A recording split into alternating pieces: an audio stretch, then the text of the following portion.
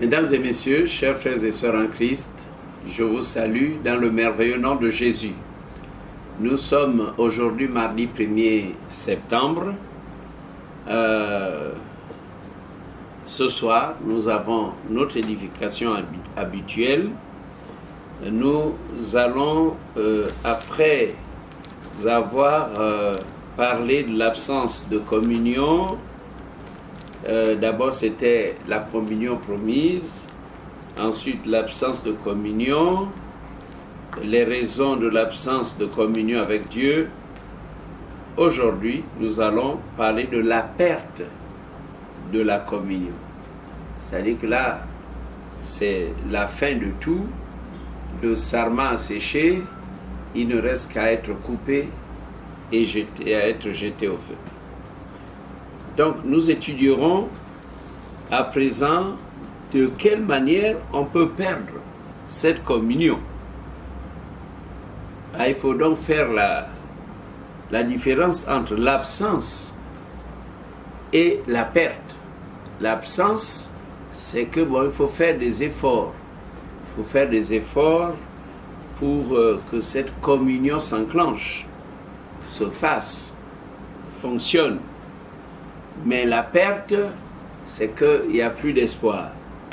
Alors nous avons un passage Je vais commencer par la lecture de ces deux versets dans Ésaïe 59, verset 1er et verset 2. Il est écrit: non, la main de l'Éternel n'est pas trop courte pour sauver, ni son oreille trop dure pour entendre. Mais ce sont vos crimes qui mettent une séparation entre vous et votre Dieu. Ce sont vos péchés qui vous cachent sa face et l'empêchent de vous écouter. Nous allons prier. Seigneur, merci pour ta parole. Que ta parole nous fasse du bien, que ta parole pénètre, aille en profondeur dans nos cœurs. Merci, parce que tu nous enseignes par ton esprit. Que ton nom soit glorifié, Père, au nom de Jésus-Christ. Amen.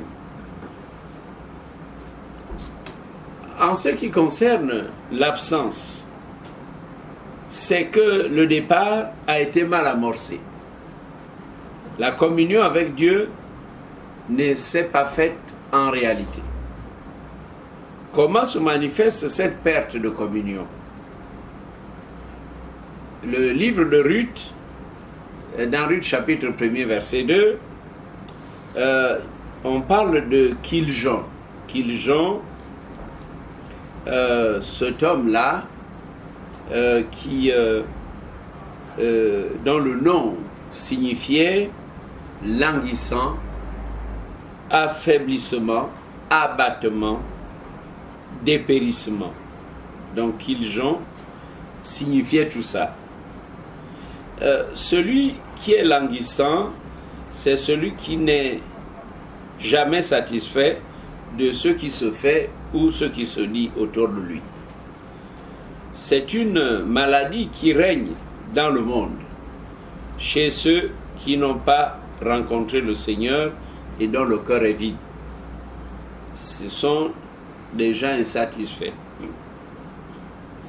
Il ne peut en être de même pour le chrétien, car celui-ci a rencontré Jésus et son cœur est rempli de la présence de Dieu par le Saint-Esprit. L'état d'esprit de mécontentement, d'insatisfaction et de langueur est un indice de la perte de communion et provoque ensuite la perte de goût. Celui qui a perdu le goût pour les choses spirituelles s'est relâché dans tous les domaines. Il se désintéresse de l'Église, il ne participe plus aux réunions. La perte du goût pour l'œuvre de Dieu est donc un troisième indice de perte de communion avec Dieu. En effet, celui qui est en communion avec Dieu s'intéresse avec joie, amour et zèle à l'œuvre de Dieu, parce qu'il veut la voir aller de l'avant. D'où la nécessité de rechercher le point de départ de notre perte de communion.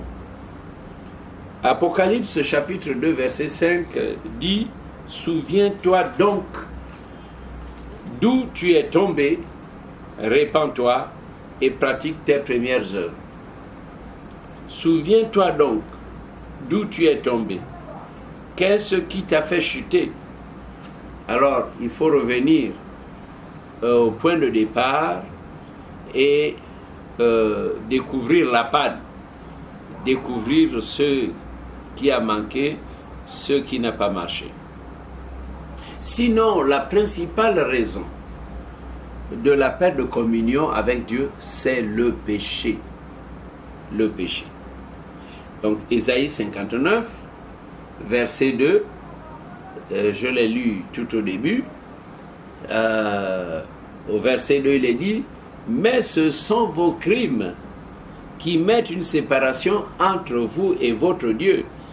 Ce sont vos péchés qui vous cachent sa face et l'empêchent de vous écouter. » Donc, ce sont les péchés.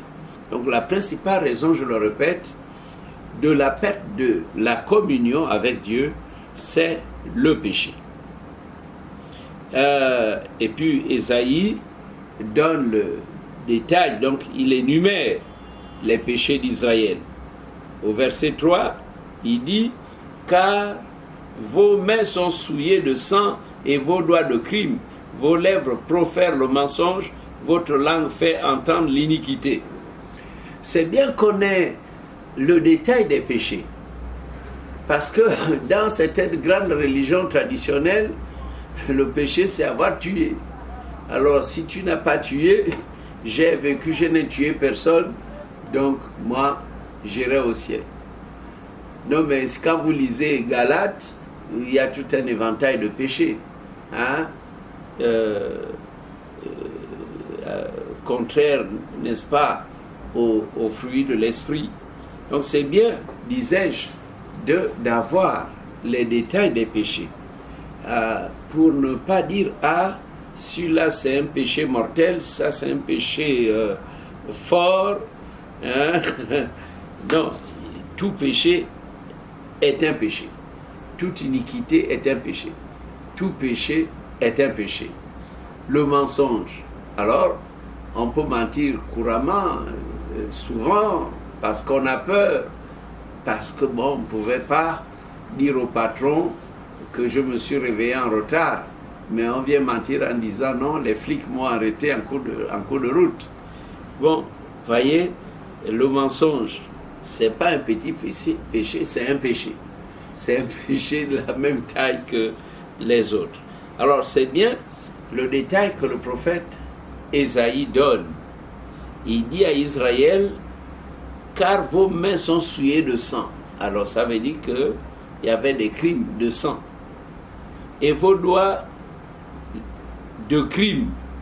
Il y avait plusieurs formes de crimes. Vos lèvres profèrent le mensonge. Votre langue fait entendre l'iniquité.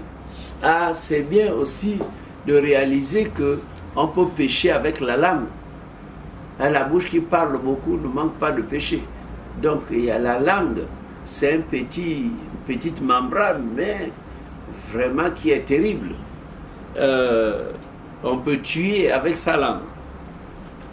Alors, donc, nous avons le détail donné par le prophète Ésaïe qui avait observé le comportement et la vie, n'est-ce pas, des enfants d'Israël.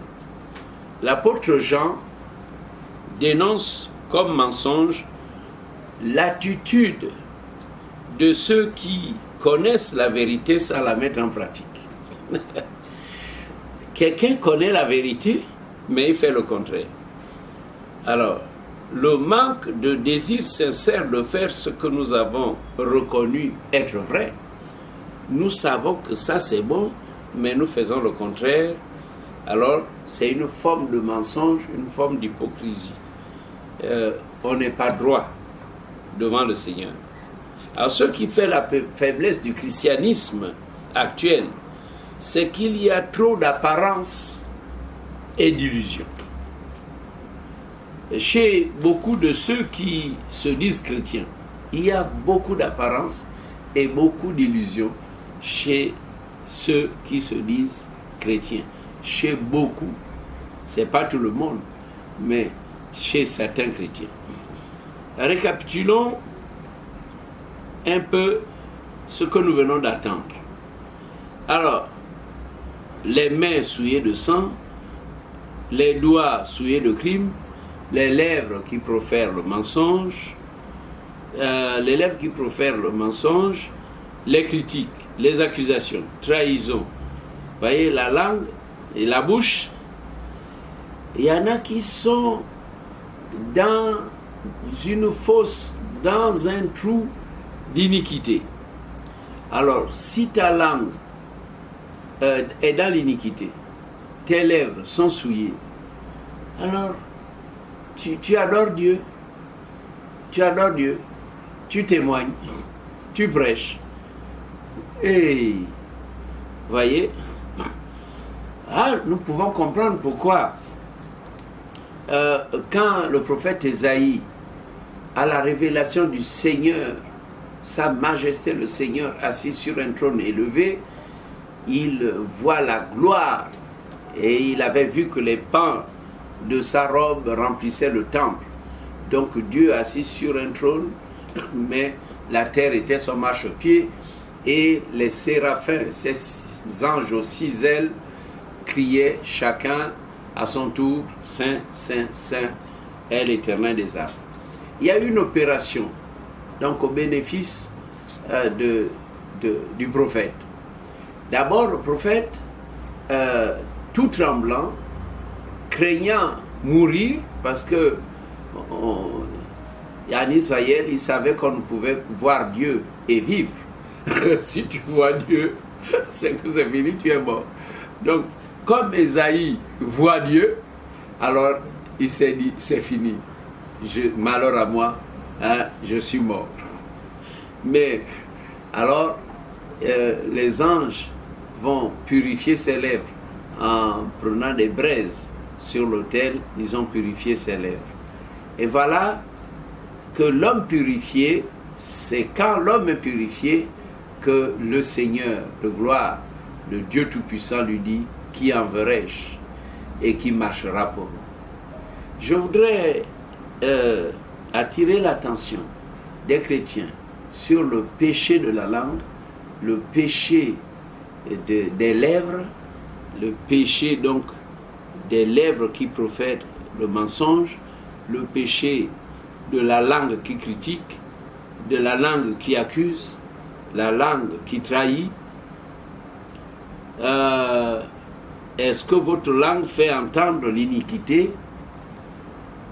Avec ça, Dieu ne peut pas trouver beaucoup d'envoyés.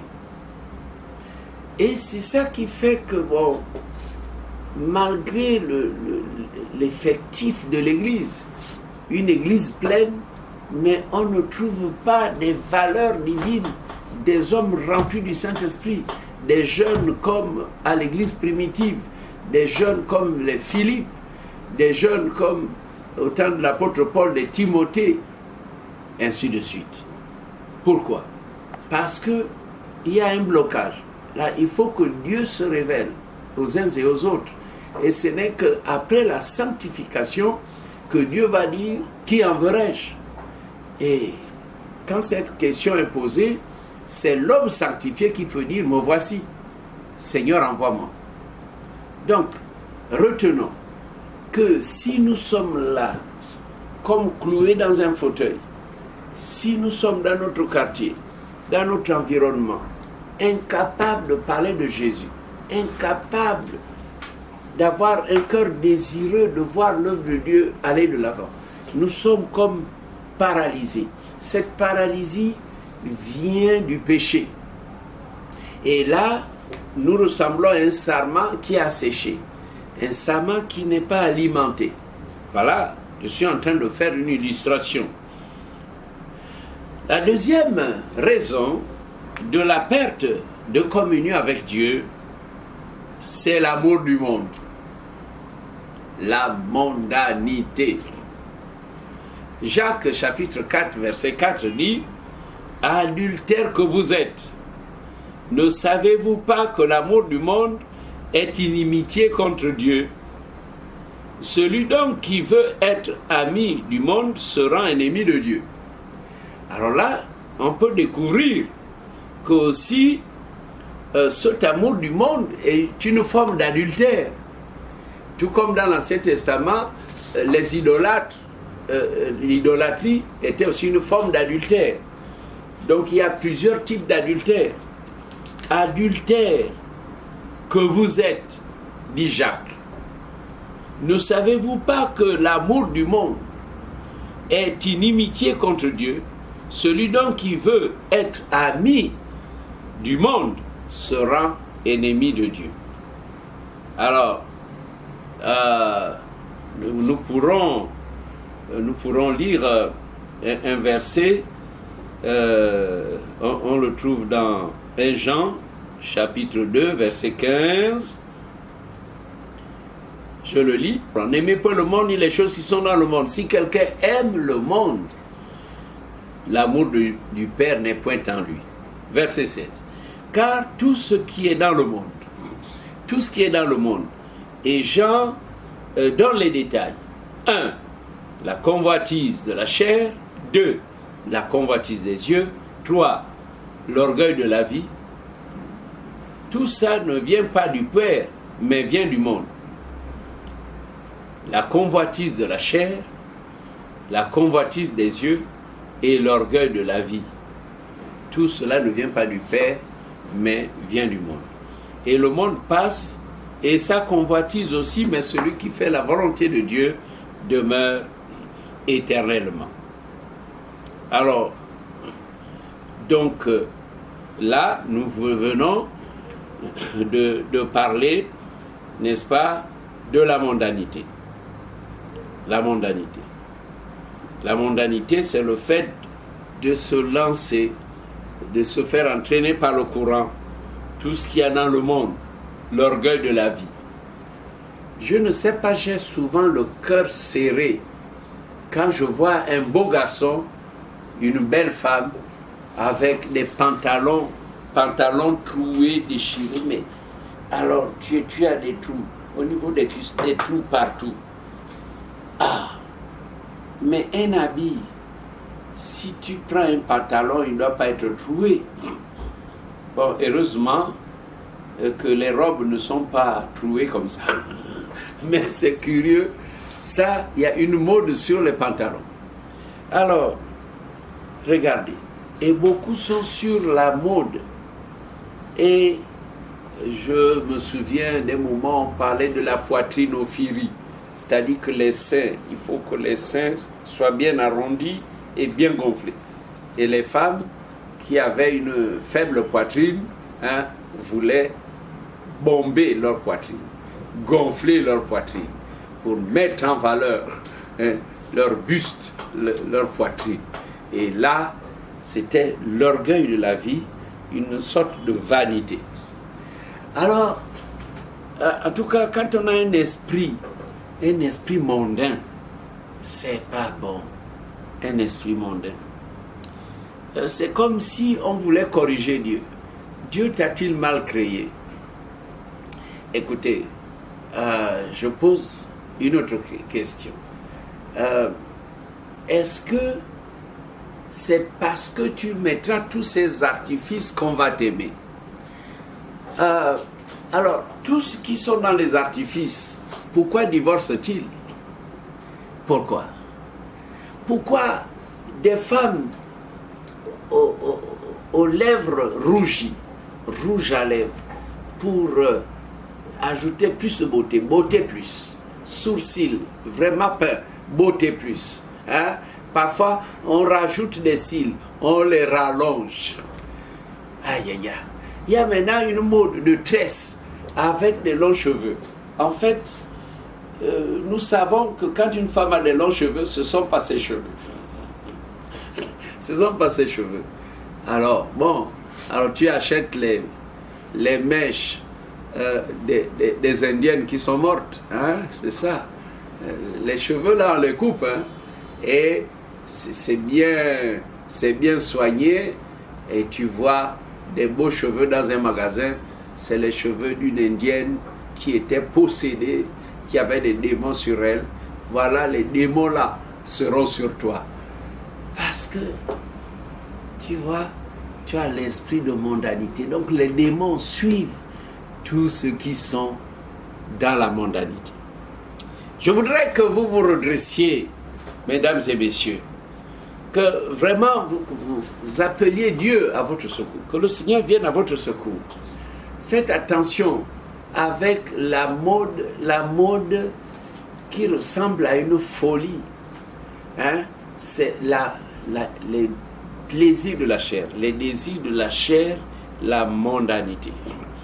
Ça vous défait, vous croyez rajouter une autre beauté, alors si elle est rajoutée, c'est une beauté artificielle, mais je regrette, avec toutes ces beautés rajoutées, il n'y a que des divorces, des catastrophes.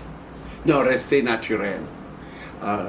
Invoquez Dieu, que l'Esprit de Dieu mette en vous une certaine lumière, que la beauté de Dieu, que la beauté de Dieu soit dans votre vie. Alors, à ce moment, la communion avec Dieu sera en vous et non la perte. Donc, au cours de cet enseignement, j'ai voulu parler de la perte de la communion, et je conclus en disant que la perte de la communion provient du péché qui coupe tout.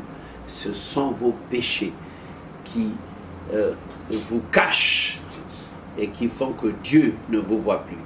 Vos prières ne sont pas entendues. Vos cris ne sont pas reçus au ciel. Le péché est comme un mur de séparation. Ce sont vos péchés qui vous séparent avec Dieu. La séparation avec Dieu, et c'est le prophète Isaïe qui a dit ça à Israël.